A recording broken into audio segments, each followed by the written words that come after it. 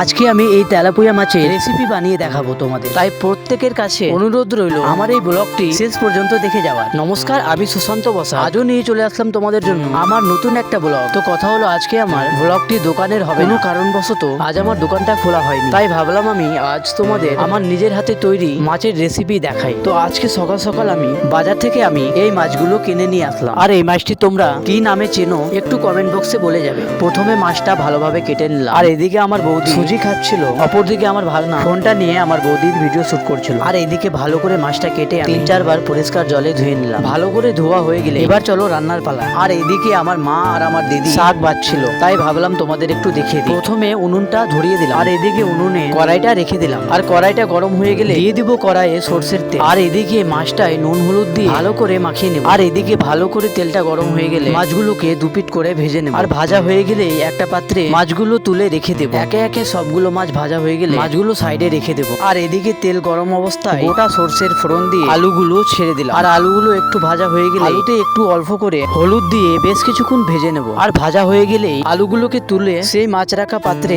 আমি রেখে দিলাম। তারপর সেই তেলেই আরো সামান্য একটু তেল দিয়ে দিলাম। আবারও সেই তেলে কিছুটা জিরের ফোড়ন দিয়ে পেঁয়াজগুলোকে ভালোভাবে ভেজে নেব। আর ভালো করে ভাজা হয়ে গেলেই সেই পেঁয়াজের মধ্যে আদা রসুন লঙ্কা জিরে বানিয়ে রাখা মশলাটা দিয়ে দিলাম। তারপর হালকা করে ভেজে আরো কিছুটা পরিমাণ হলুদ দিয়ে ভালো করে মশলাটা কষিয়ে নিলাম। কষানো হয়ে গেলেই তার মধ্যে ভেজে রাখা আলুগুলো দিয়ে দিলাম। আবারও কিছুক্ষণ কষিয়ে নিয়ে পরিমাণ মতো নুন দিয়ে বেশ কিছুক্ষণ আরো কষিয়ে নিলাম। তারপর পরিমাণ মতো জল দিয়ে নেড়ে চেড়ে ঢাকনা দিয়ে 15 মিনিট আলুগুলো সিদ্ধ হওয়া পর্যন্ত ঢেকে রেখে দিলাম। তারপর ঢাকনা তুলে একটু নেড়ে চেড়ে তার মধ্যে সবগুলো মাছ দিয়ে দিলাম। তারপর আবারও একটু নেড়ে চেড়ে ঢাকনা দিয়ে বেশ কিছুক্ষণ ঢেকে রেখে দিলাম। তারপর আবার কি রেডি হয়ে গেল মাছের তরকারি। তারপর একটা পাত্রে তুলে নিলাম। আর কেমন লাগলো তোমাদের আমার রান্না আমাকে একটু কমেন্ট বক্সে জানিও। এইদিকে আমি রান্না টান্না করে দুপুরের ভাত খেতে চলো একটু খেয়ে বলি তোমাদের আমার রান্না করা মাছের তরকারি কেমন হয়েছে। তার আগে আমার পেজটা তোমরা ফলো করে দাও।